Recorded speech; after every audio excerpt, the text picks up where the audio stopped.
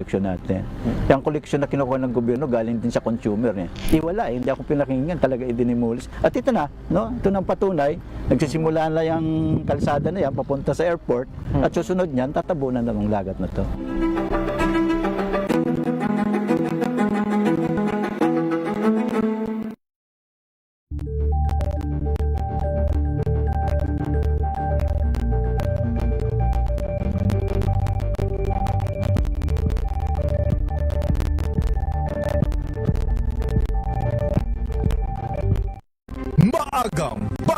Maagang usapan sa mga at balita kasauya Kuya Angelo pa.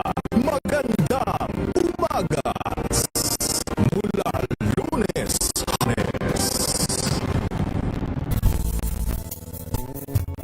Number 1 na naman yung DZR sa latest survey na inilabas nitong 6, hindi lang Metro Manila, kundi sa Mega Manila. Patunay na DZH lang ang inyunay at totoong pinakatiwalaan. Taos-supo kaming nagpapasalamat sa inyong patuloy ng titiwala dahil ang DZRH una sa Pilipinas, una sa Pilipino, saan ka man sa mundo, tayo.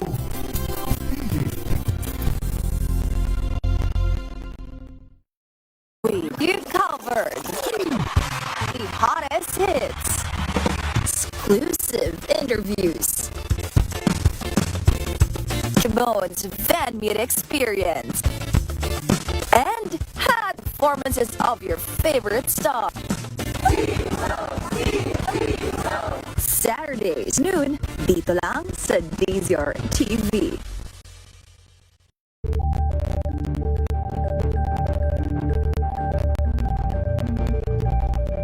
Ayos ka ba sa maraming bagay? Ang bahala dyan. Amin, tutuklasin at tinaw namin ang mga katanungang umabag-abag sa inyo. Yan, sa programa kung saan ang ay galing lamang sa mga eksperto. Ang Expinion, tuwing linggo alas 3 dito lang sa Dish TV.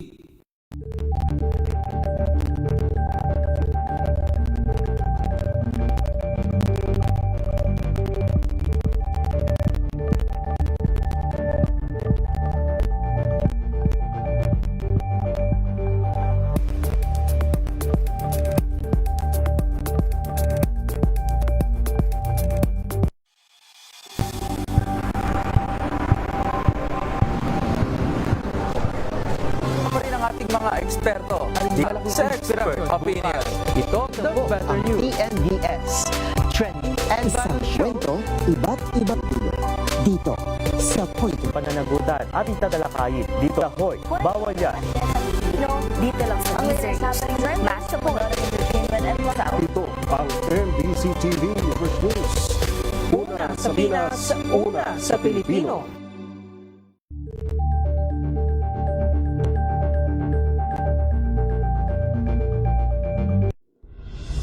Tuloy-tuloy ang pagtulong, tuloy-tuloy ang pagseserbisyo at tuloy-tuloy ang balitaan kasama si May Binauhan sa Operation Tulong mula Lunes hanggang Biyernes.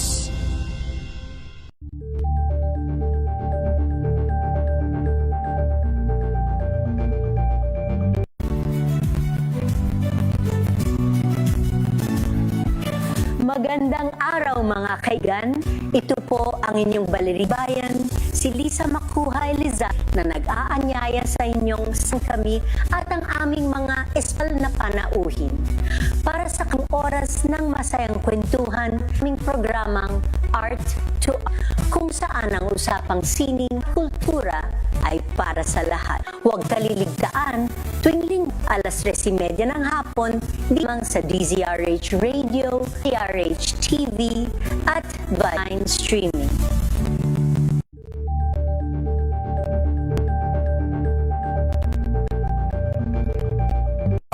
samantalang Anthony Taberna at Jerry Baha ang gigising. Oras Luzon, Visayas, Mindanao, 2 minuto makalipas ang 6 ng umaga.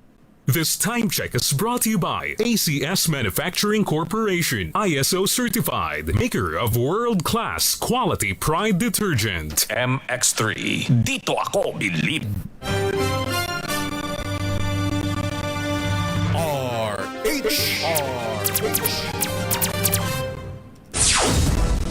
Kahit araw ng pahinga, balita pa rin ang nangunguna. Sasamahan ka ni DZRH Ace Reporter Val Gonzales. Linggo-linggo, pagsapit sa umaga, Mega Balita Linggo. Kasama si Val Gonzales. Mega Balita Linggo. Mega Balita Linggo. Mega Balita Linggo.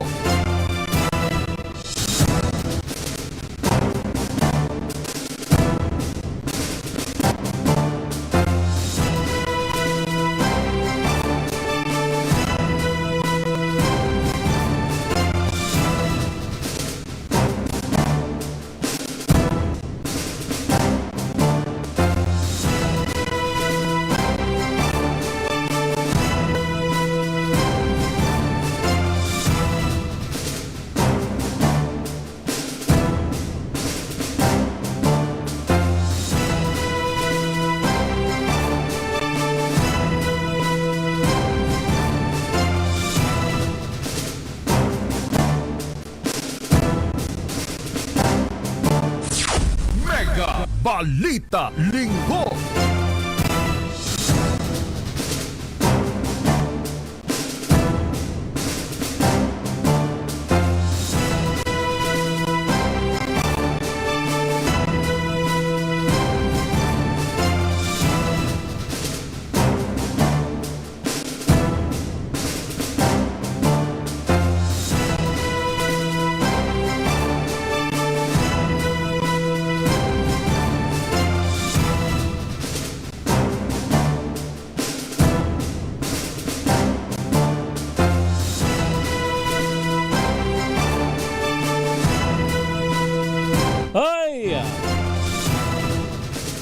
Magandang umaga, Luzon, Visayas, Mindanao.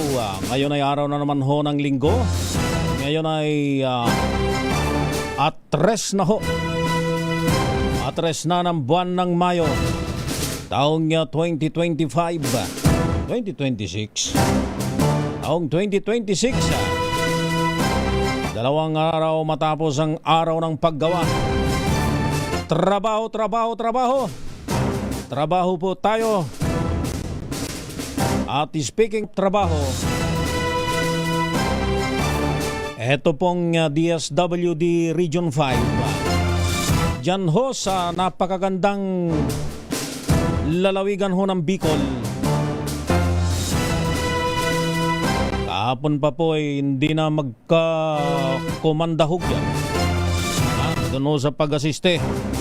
Doon sa ating mga kababayang naapektuhan ho ng biglaang pagbuga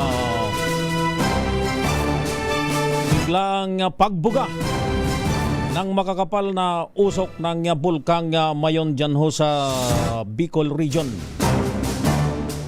Sila ho'y ikangay agad na nagtungo yung mga tauhan po, mga Angels in Red Vest ng DSWD Region 5. Partikular na ho dyan sa bahagi po ng Kamalig, dyan sa bayan ng Kamalig, dyan sa Albay.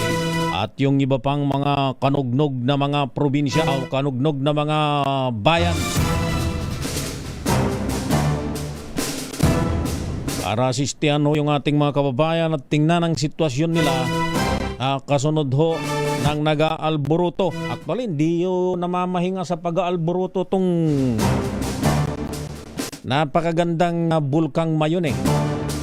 Kaya itong ating executive producer na si Wina Pearl Carrascal Hesoro ay hindi rin magkaundagaga dun sa pagtawag ho dun sa kanyang mga kababayan dyan sa Bicol region.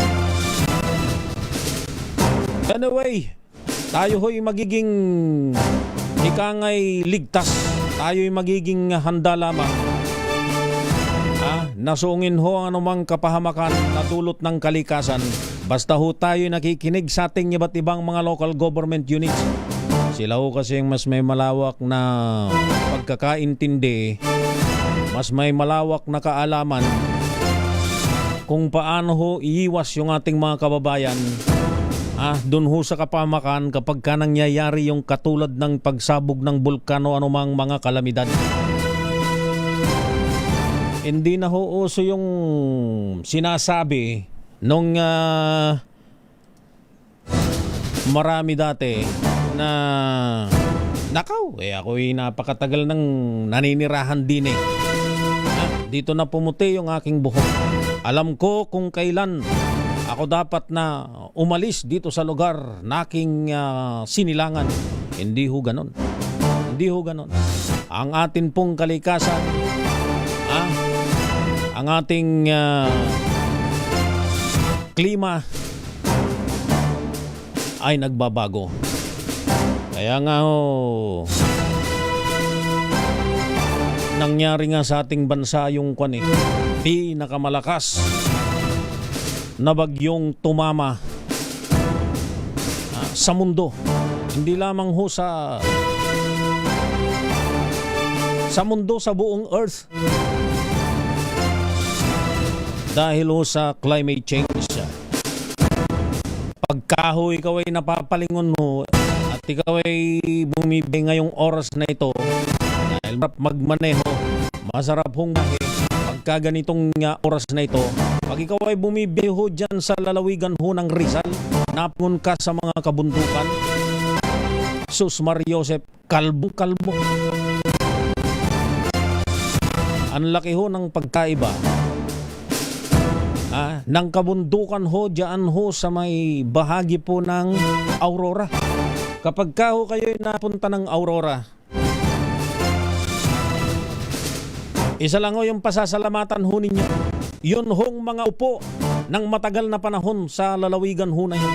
Hindi ho nila pinabayaan yung kanilang mga kabundukan. Pero kapag ka ho ikaw ay pupunta dyan sa lalawigan ho ng Rizal, kapag ikaw ay mapapalingon doon sa kanong klase ng kabundukan meron ho dyan sa Rizal na kinalbo na ng tatawag natin sa mga yan. Di pwedeng pang radyo, Engineer Arte. Alam mo naman ako. Yung aking dila. Parang, parang ikangay bunganga ng ibong, alam mo yun, yung may ibon doon sa amin na hindi mo pwedeng hawakan. Mangangagat Ganon ang aking, hindi pwedeng banggitin kung anong klaseng mga namunuho dyan sa napakaganda sanang makasaysayan na may pagmamalaki sana hindi lang ng mga taga Rizal kundi ng mga taga National Capital Region. Pero kapag kahoy ikaw ay nasa ikangay bird's eye view, lalo na pag umaga at makikita mo yung kabundukan ho dyan sa Rizal, mapapamura ka dun sa anong klase ng mga unang naupo ho dyan. Ibinenta, ipinalit ang kalikasan sa kaperahan. Yan na lang ho siguro. Mas mabait na sabihin nyo, Engineer Arte. Ako po si Val Gonzales. Samahan po ninyo ko hanggang mamayang alas 7 ng umaga dito lamang sa Mega Balita Linggo.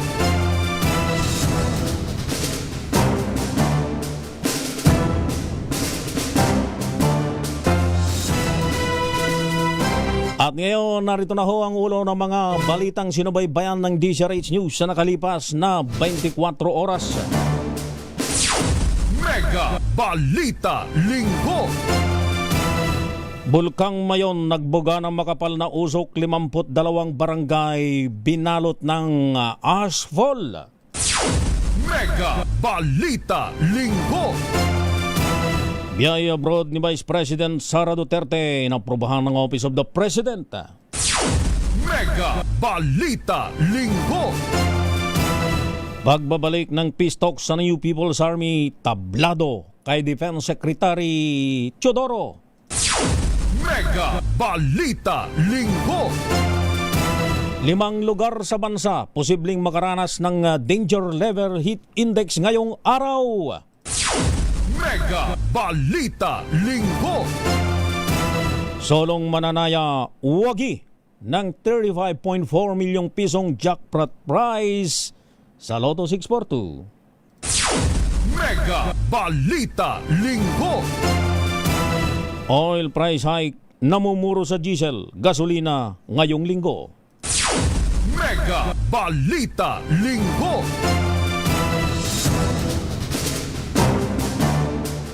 At yan ho ang ulo ng mga balita.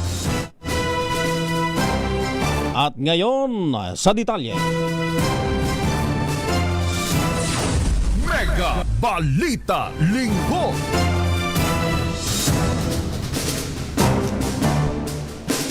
Nagbuga ng pyroclastic density current uson ang bulkang Mayon. Ayon sa VBOLG, resulta ito ng nangyaring lava collapse bandang alas 4:28 ng hapon kahapon. Nagresulta ito ng rockfall at ashfall sa iba't ibang bahagi ng Bicol Region. Kabilang sa binalot ng makapal na abo ang mga bayan ng Kamalig at Ginubatan sa Albay, kung saan halos zero visibility na ang naranasan sa mga kalsada kahapon. Kaugnay nito'y pinapayuhan ang mga mamamayan sa lugar na maging alerto at manatili sa loob ng kanilang mga tahanan. Pinagsusot din ng face mask ang publiko upang hindi malanghap ang abo mula sa bulkan.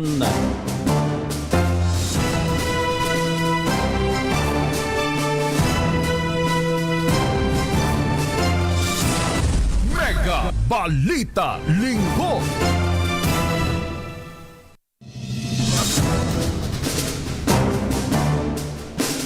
At sa kaugnay pa ring balita, abot sa 52 barangay sa Albay ang naapektuhan ng ashfall dahil sa patuloy na pagtaas ng aktibidad ngayon ng bulkang Mayon. Ayon sa Office of the Civil Defense, sunod-sunod na pagputok ng bulkan ang nagdulot ng pagkalat ng abo sa iba't ibang lugar sa Albay. Kabilang sa mga naapektuhang lugar ang mga barangay sa Kamalig, Ginubatan at maging sa Ligao City. Samantala makikipag-ugnayan ng OCD sa mga lokal na pamahalaan sa PHIVOLCS at Department of Health upang masigurong ligtas at matutulungan ang mga apektadong mamamayan. Mega Balita Linggo. At kaugnay niyan, dumako ho tayo direktamente dun mismo sa lugar kung saan nakakaranas ho ng hagupit ng pag-aalboruto ng bulkang Mayon. Naroon ho ang DZRH News.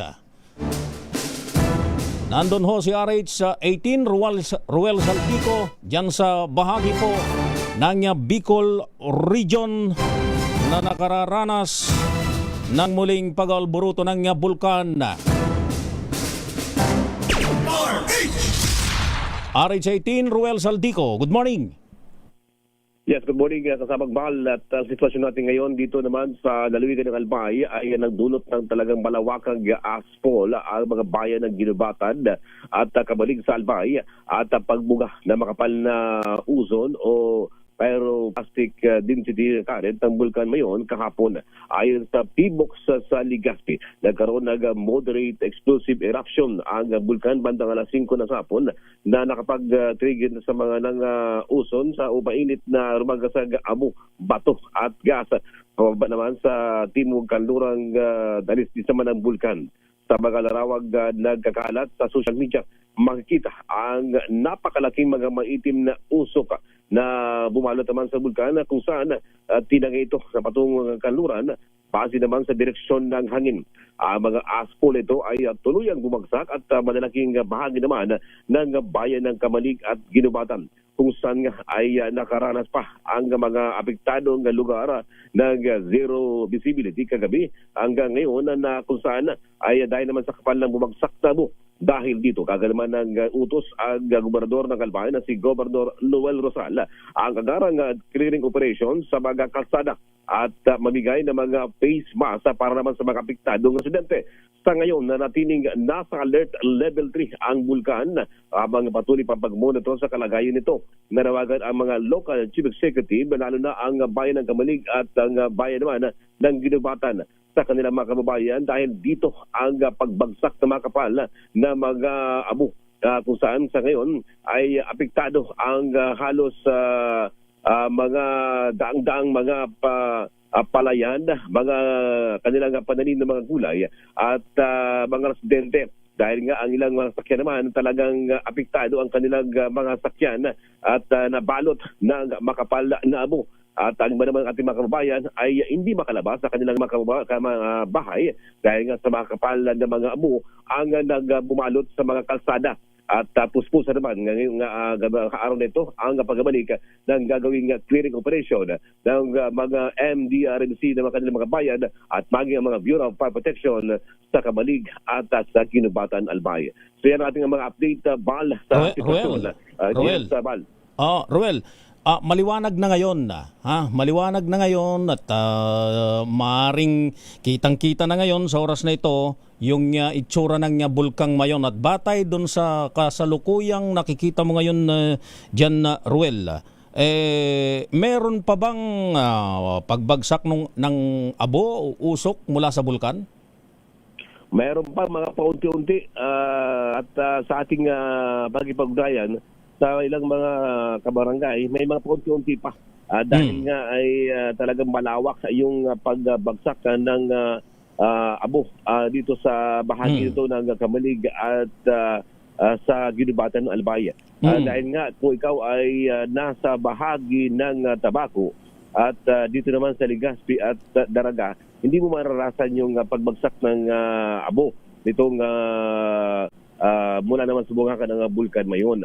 At talagang dito sa may papuntang sa National Highway na kung ikaw papunta ng Maynila, ito yung mga bahagi na dinaan nito pagbagsak ng aspol Bal.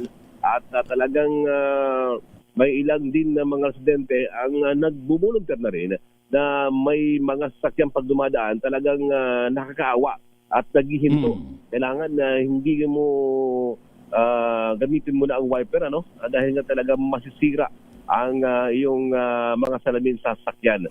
So may mga nakaparada ngayon ng mga sakyan, mga truck at naghihinto na muna at naghahanap ng tubig upang ito ay maalis na muna ang mga abo sa kanilang mga sakyan. Talagang delikado. At lalo na ang ating mga kababayan ng mga residente na kailangan ay mag-face mask dahil nga ay kahit sa loob ng bahay at talagang pumapasok itong abo na bagsak ng asphalt mula naman sa bugakan ng Bulkan Mayon na Abal. Iyong bang direksyon kahapon, Ruel, yung pa rin yung tinutumbok kung ang pag-uusapan ay yung pagbagsak ng mga abo? Tama, yung pa rin ang direksyon niya. At ito kasing Kamalig at Ginubatan, ito yung bahagi ng 3rd District ng lalawigan ng Albay. At ang mga boundary naman ito ng Ginubatan, ito yung bahagi naman ng Ligao City. At hanggang patungo naman ito doon sa may lalawigan ng Camarines Sur hanggang sa Uwas at sa Bato, Camarines Sur. Nakikita ko. Okay. Maputol kita, Ruel. Nakikita ko itong mga larawang ibinigay o galing kay Mayor Gemma Onghoko ng Ginubatan dyan sa Albay. Yung maging yung covered court talagang halos hindi mo makita. Yung itsura ay hindi mo na halos makita na yan ay ika ngay covered court. Kung covered court man, ang intervention ba ng LGU ay kumusta pagdating dun sa evacuation ng ating mga kababayan?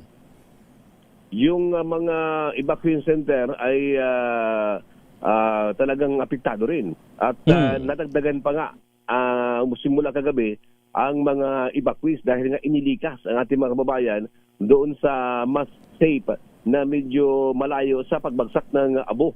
Dahil nga ang ating mga kababayan ay nahihirapan dahil nga sa itong nakakapasok sa kanilang mga bahay ang pagbagsak ng asphalt dito naman sa mga ilang mga barangay na